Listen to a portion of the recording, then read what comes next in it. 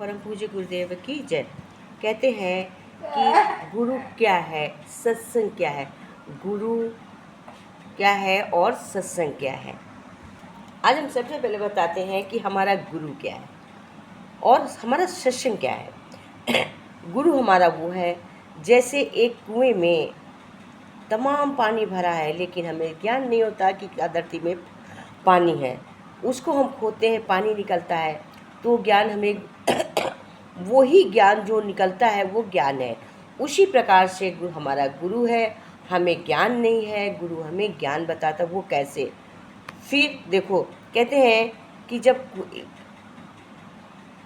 एक आदमी कुआं बनाता है, जमीन खोदता है, पत्थर निकालता है, मिट्टी निकालता है,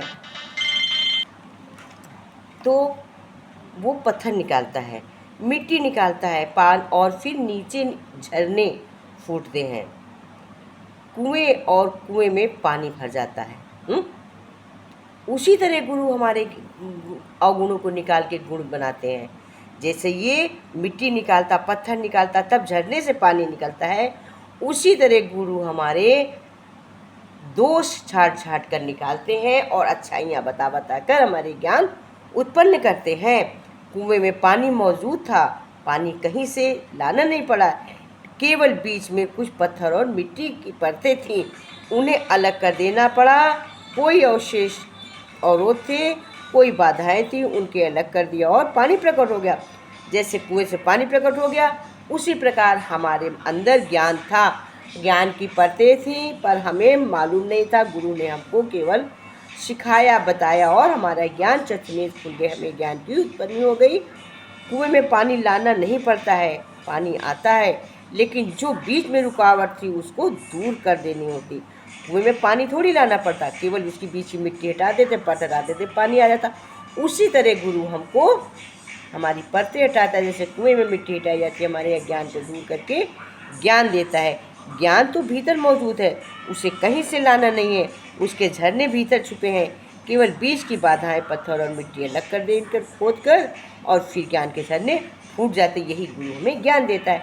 अब कहते हैं सत्संग क्या है, तो सत्संग जो है,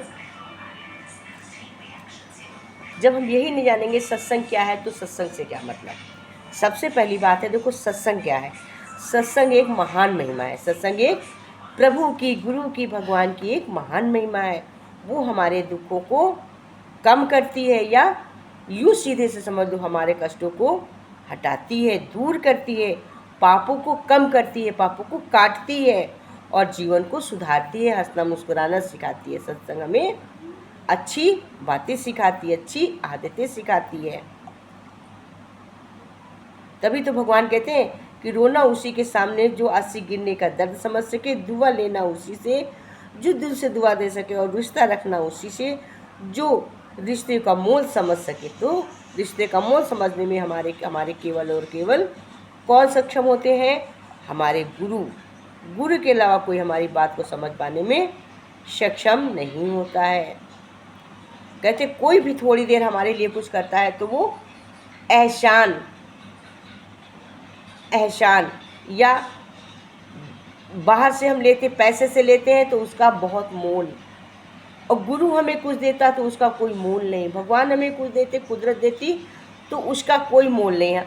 छोटी सी चीज़ ले लीजिए कि एक पेड़ में, हमारे घर में गुलाब में फूल खिलते हैं, 10 फूल रोज़ खिलते हैं, एग्जाम्पल है, तो उनको हमने एक ही बार तो पेड़ लगाया, रोज़ खिल रहे हैं, लेकिन बाज़ार में जितने बार हम फूल लेने जाते हैं उतने बार हमें उनको कुछ देना पड़ता, मनी देनी पड़ती है। उसी तरह से कहते हैं गुरु हमें बार बार ज्ञान देते, लेकिन कुछ नहीं, जैसे पेड़ में बार बार लगते हैं, उसी तरह कहते हैं परमात्मा तो हमारा सार है। कहते एक बुज़ुर्ग हृदय का ऑपरेशन कराया, बीमार था, बिल बहुत लंबा आया, आ गया 8 लाख। बुजुर्ग की आंखों में आंसू आ गए, तो डॉक्टर ने कहा क्यों घबरा रहे हो दादा, मैं आपका बिल कुछ कम कर दूंगा। बुजुर्ग ने बड़ा प्यारा सा उत्तर दिया। बुजुर्ग ने कहा बिल तो बहुत कम है, अगर 10 लाख होता तो भी देने में समर्थ हूँ। फिर डॉक्टर ने कहा फिर तुम्हारे आंसू क्यों आ रहे हैं? तो उसने कहा जिस प्रभु ने 80 साल की उम्र तक हमको संभाला, उसने कोई बिल मेरे पास नहीं भेजा। बेटा तुमने 3 घंटे हमको संभाला, 8 लाख रुपए दे दी। वाह रे प्रभु, ये दुनिया है। कहते हैं देखो कुदरत का करिश्मा देखो और इसका देखो। यही कहते हैं कि परमात्मा हमारा, यही परमात्मा का सार है। तभी तो कहते हैं सत्संग का बहुत असर होता है। बहुत अच्छी चीज़ है सत्संग का। सत्संग की बहुत महान कृपा है। और सत्संग का सतगति का भी फल मिलता और संगति का भी फल मिलता। कहते हैं एक भौरा रोज फूलों को एक बाग के पास गुजरता था। वहाँ एक गंदा नाला बहता था और उस नाले में एक कीड़ा रहता था। एक दिन उस भौरे की नज़र कीड़े पे पड़ी और उसने सोचा ये कीड़ा कैसे इस नाले में रहता है। भौरे ने कीड़े से पूछा, तुम इस गंदी जगह में कैसे रहते हो? कीड़ा बोला, ये मेरा घर है। भौरे ने कीड़े से कहा, चलो मैं तुम्हें जन्नत की सैर कराता हूँ, तुम मेरे साथ चलो और मुझसे दोस्ती कर लो। भौरे ने कहा, मैं कल चलूँगा, आऊँगा तब तुम मेरे साथ चलना। देखो संगत का असर देखो। ये भौरा, इसको कैसे क्या होगा, ये भौरा जो है इसको ले जाएगा और ले जाके भगवान के चरणों तक चढ़ेगा। ये कितनी ऊंचे इसको पहुंचाएगा। भौरा खुद नहीं पहुंचा और कीड़े को पहुंचाएगा। ये संगत का असर होगा। देखना आगे आगे। अगले दिन भौरा कीड़े को अपने कंधे पर बिठाकर बाग में ले गया जाता है और कीड़े को एक फूल पर बिठा देकर खुद फूलों का रस चूसने चला जाता है। शाम को कीड़े को ले जाना भूल जाता। देखो अब ये संगत देखो, कुदरत देखो। जिस फूल में कीड़ा बैठा था वो फूल शाम को बंद हो जाता है, जो कीड़ा भी उसी में बंद हो जाता है। अगले दिन माली फूल तोड़ता है और फूलों की माला बनाकर बिहारी जी के मंदिर में भेज दे देता है। वही माला बिहारी जी के गले में पहना दी गई। सारे दिन के बाद माला यमुना में प्रवाहित कर दी गई। वो कीड़ा ये सब देख रहा था। कीड़ा कहता है, वाह रे भंवरे, तेरी दोस्ती ने मुझे भगवान का स्पर्श करा दिया और अंतिम समय यमुना जी में प्रवाहित भी कर दिया। तो कहिए भौरा कहता है कि वाह दोस्ती की और संगत का फल, इतना अच्छा सत्संग। इसी से कहते हैं सत्संगी मित्र भगवान के बराबर होता है। जैसे सत्संगी मित्र जो होता है, हमारा अच्छा मित्र जब हमको मिल जाए, समझ लो वो हमें डायरेक्ट भगवान मिल गए हैं। संगत का असर देखिए कितना, ये इसी को संगत कहते हैं। सत्संग संगत, जैसी संगत वैसी रंगत, जैसा संगत वैसा रंगत। सत्संग संगत दोनों बहुत ही महान है। सत्संग की महान कृपा, इसीलिए हमने बताया कि सत्संग क्या है। एक लेडी सत्संग करती थी, लेकिन वो बेचारी गरीब थी। एक दिन भगवान ने, गुरु ने कहा, औरत से कहा कि तू घर में विष्णु जी की फ़ोटो रख ले। सत्संग नहीं आ पाती रोज़ तो कोई बात नहीं, तू घर में विष्णु जी की फ़ोटो रख ले और रोटी खाने से पहले उनके आगे रोटी की थाली रख दिया करो। विष्णु अर्पण, अगर पानी पीना तो जो खाना कह देना विष्णु अर्पण कहना। उसने कहा अच्छा। तो वो औरत की आदत बन गई कि जो भी काम करती पहले मन में ये कहती कि विष्णु अर्पण, फिर वो काम करती। आदत इतनी पक्की हो गई, देखो सत्संग की महिमा देखो। आदत इतनी उसकी पक्की हो गई कि वो एक दिन घर का कूड़ा इकट्ठा किया और फेंकते हुए कहा विष्णु अर्पण। वहीं पास से नारद मुनि जा रहे थे। उन्होंने जब ये सुना तो उस औरत को थप्पड़ मारकर कहा, विष्णु जी को कूड़ा अर्पण कर रही है। विष्णु जी के प्रेम में रंगी औरत थप्पड़ मारते ही बोली विष्णु अर्पण। अब तो नारद जी को दूसरी गाल पर थप्पड़ मारते हुए कहा कि थप्पड़ भी विष्णु अर्पण कह रही है, लेकिन ये औरत यही कहती रही विष्णु अर्पण। नारद मुनि क्रोध से करते हुए विष्णुपुरी चले गए। वहाँ देखते हैं कि विष्णु जी के दोनों गालों पर उंगलियों के निशान बने हुए हैं। पूछने लगे, भगवान ये क्या हो गया, आपके चेहरे पर ये निशान कैसे पड़े? विष्णु जी बोले, नारद थप्पड़ मारो भी और पूछो भी तुम नारद जी।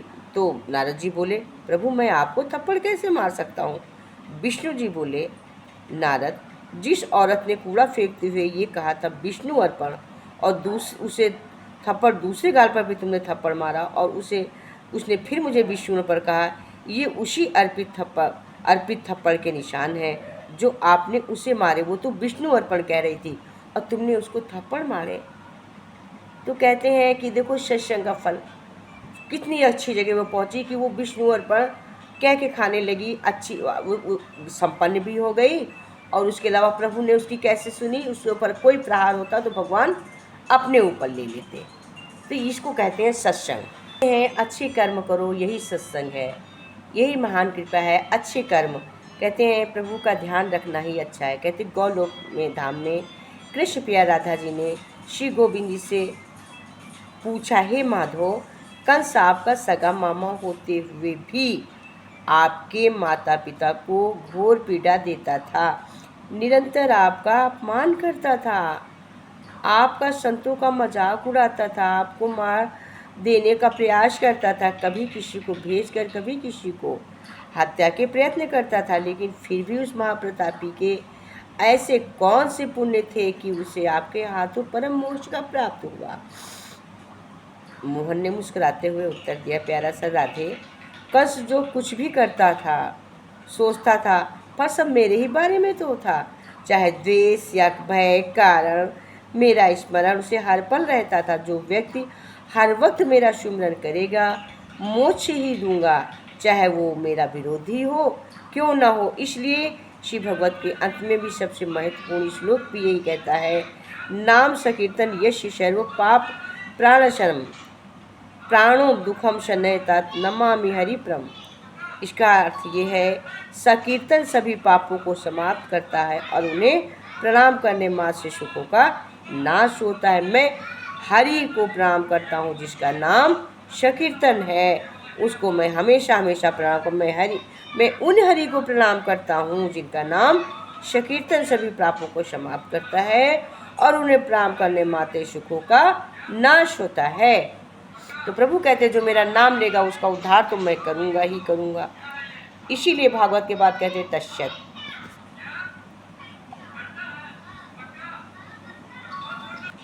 गुरु कहते हैं अच्छे बुरे की पहचान हमें तभी होती है जब वक्त आता है। कहते राजा को पता चला कि मेरे राज्य में एक व्यक्ति है जिसका, देखो कितना बहुत ही सुंदर दृष्टांत है, इसको बहुत ध्यान से अगर आप लोग इस दृष्टांत को सुन के ना समझे तो रिपीट कर लिया, कि दोबारा सुना करिए। कहते हैं कि पता चला कि राज्य के एक व्यक्ति है जिसका सुबह मुँह देखने से दिन भर भोजन नहीं मिलता है। सच्चाई जानने की इच्छा से राजा ने उस व्यक्ति को अपने पास बुलाया और अपने साथ सुलाया, जहाँ सोए पास में। दूसरे दिन राजा की व्यस्तता ऐसी बढ़ी कि राजा शाम तक भोजन नहीं कर सका। इस बात से क्रुद्ध होकर राजा ने तत्काल फांसी का दंड देने का ऐलान कर दिया। अब उस व्यक्ति से आखिरी इच्छा पूछी गई। व्यक्ति ने कहा, राजन, मेरा मुंह देखने से तो आपको शाम तक भोजन नहीं मिला, किंतु मैंने भी तो आपका आज मुंह देखा था, मुझे तो फांसी की सजा मिलने वाली है। इतना सुनते ही लज्जित राजा को अंत वाणी याद आ गई। बुरा जो संत ने कहा था, बुरा जो देखन मैं चला, बुरा न मिलिया कोई, जो दिल खोजूं अपना मुझसे बुरा न कोई।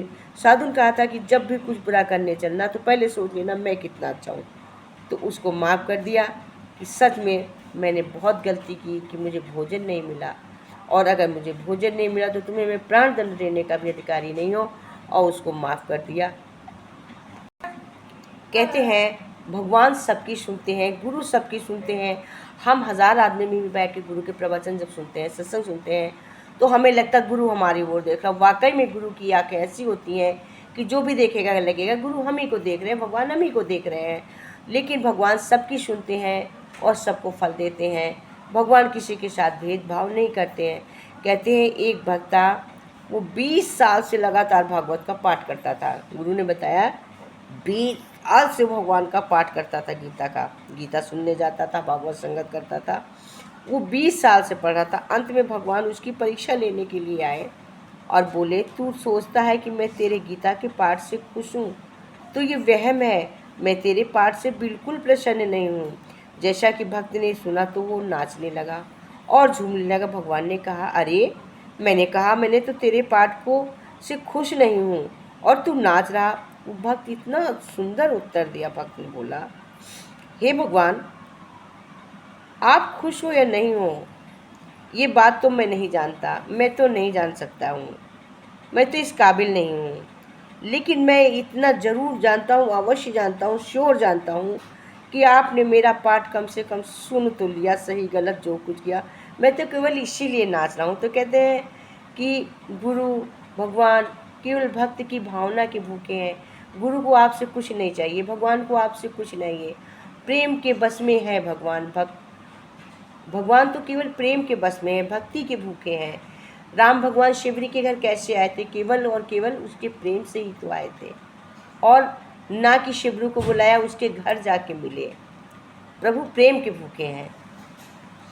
गुरु हमें धैर्य सिखाते हैं, धीरज सिखाते हैं, घबराने की जरूरत नहीं है। जो आया वो अच्छा है, जो हो रहा अच्छा है। कहते हैं महाभारत के एक प्रसंग में दक्ष ने युधिष्ठिर से ये प्रश्न पूछा था कि मनुष्य का आजीवन साथ कौन देता है?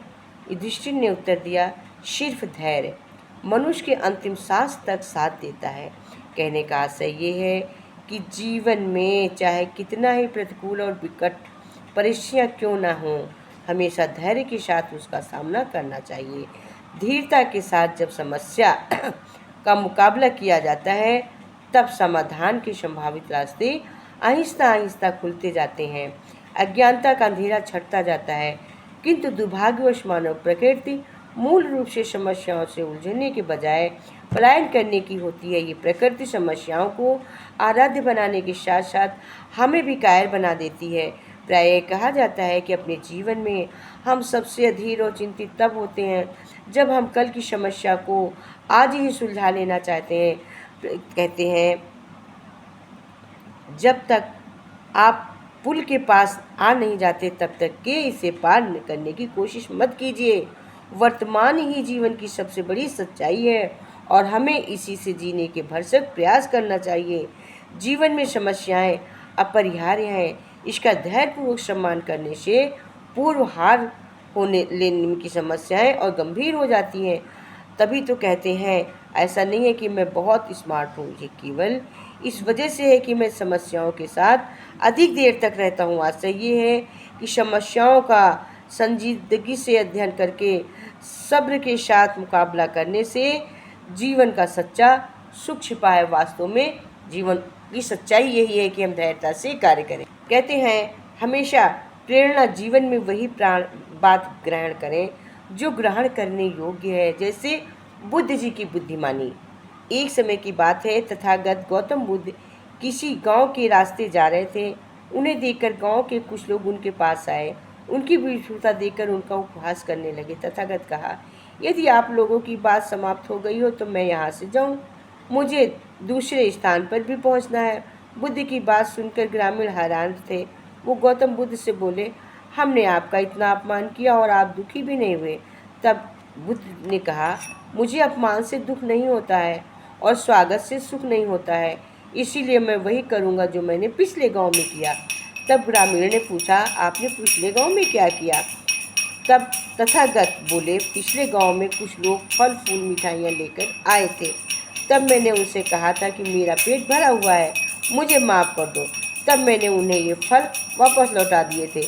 इस तरह आपने मुझे अपशब्द कहे भेंट किए हैं, मैं ये भी आपको वापस लौटा देता हूँ। मेरा पेट भरा है, मुझे नहीं चाहिए। तो कहते प्रेरणा जीवन में वही बात ग्रहण करें जो हमारे योग है, जो हमारे योग ने, उस पर हम ध्यान ही न दें, उस पर हम फोकस ही ना करें और हमेशा शांत रहें, मनन करें, चिंतन करें, चिंता ना करें, किसी की बुराई ना करें, क्षमा देने का अपने में साहस रखें, सुबह जल्दी उठें, रात जल्दी सोएं और दिन में थोड़ी देर धार्मिक पुस्तकों का अध्ययन शोर करें या सत्संग सुने या मोबाइल में सुने। आजकल तो मोबाइल है, किसी प्रकार से आधे घंटे, 20 मिनट, 1 घंटा जितना टाइम उपलब्ध हो, किसी प्रकार भी प्रभु प्रेरणा, गुरु प्रेरणा, हरि प्रेरणा, जिसमें मन लगता हो वो अवश्य सुने। वही हमारे जीवन की मुक्ति का द्वार है। सबसे बड़ा द्वार जीवन की मुक्ति का यही द्वार है। कुछ भी करेंगे हम साथ नहीं ले जाएंगे, साथ मेरे मेरे मेरे और एक ही चीज़ जाएगी, जितना भी धन कमाएंगे, यश कमाएंगे, कुछ भी बनाएंगे, सब में छूट जाएगा। केवल जाएगा तो जाएगा, राम नाम साथ में जाएगा, उसको हम जरूर लें। यही एक कमाई ऐसी जो हम करते हैं और उसको लेके जाते हैं। दुनिया की यही एक कमाई है जो हम अपने साथ ले जाते हैं। इसे हमें नित्य और नित्य करनी चाहिए। कर लेना तुम भजन राम का, भव से पार उतर जाओगे। कर लेना तुम भजन राम का, भव से पार उतर जाओगे। मोह माया के इस चक्कर से, मोह माया के इस चक्कर से, पल में बाहर निकल जाओगे। कर लेना तुम भजन प्रभु का, भव से पार उतर जाओगे। इन आँखों की आदत बुरी है, ताका झाकी करती है।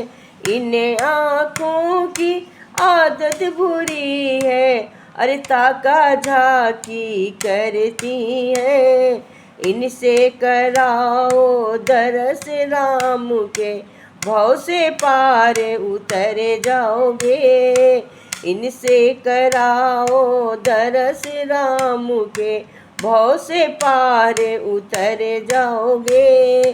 कर लेना तुम भजन राम का, भव से पार उतर जाओगे। कर ना तुम भजन राम का, भव से पार उतर जाओगे।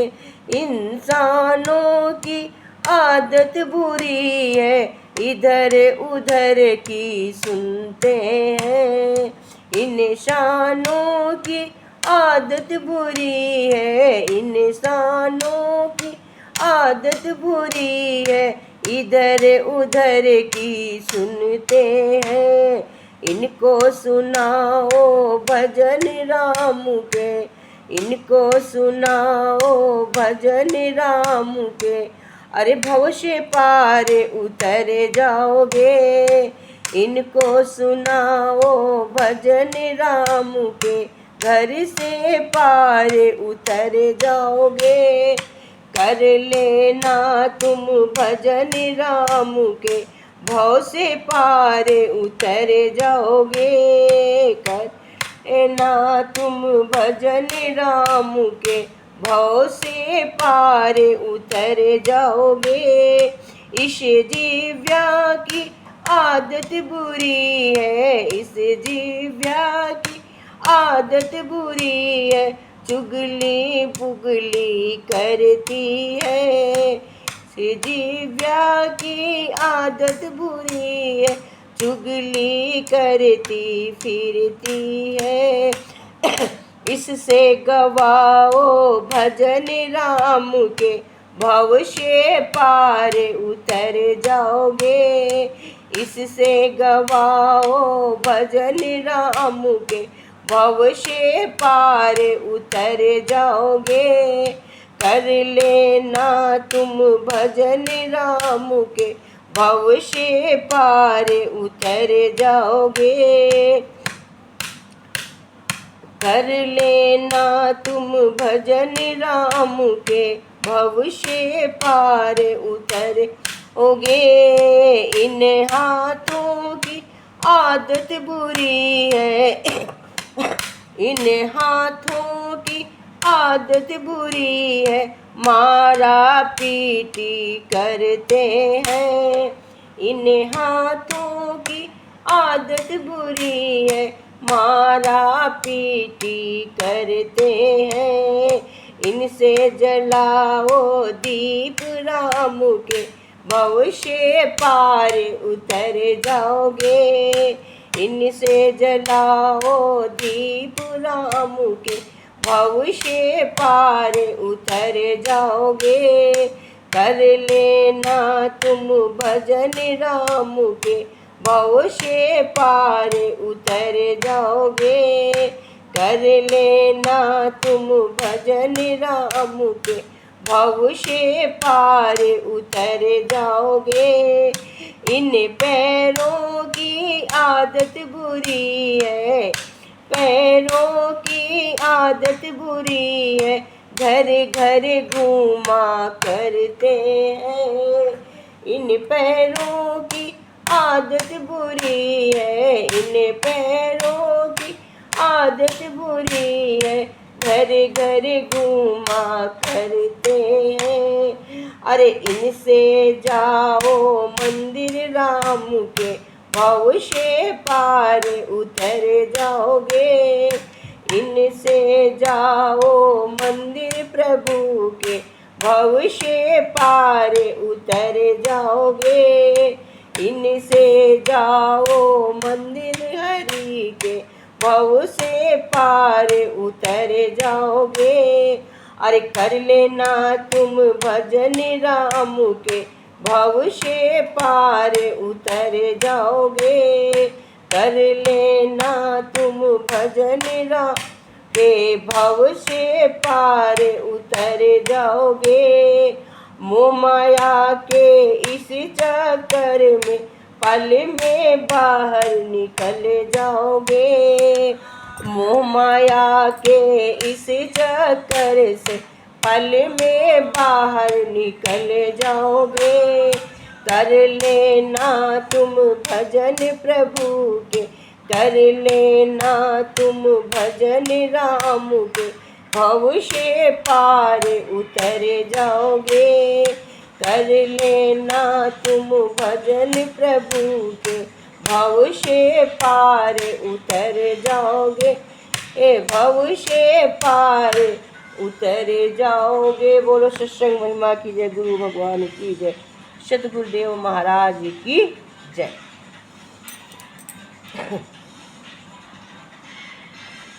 गुरु ब्रह्मा गुरु विष्णु गुरुदेव महेश, गुरु साक्षात् ब्रह्म तस्मै श्री गुरुभ्यो नमः। तस्मै श्री गुरुभ्यो नमः, तस्मै श्री गुरुभ्यो नमः। गुरु महाराज की जय।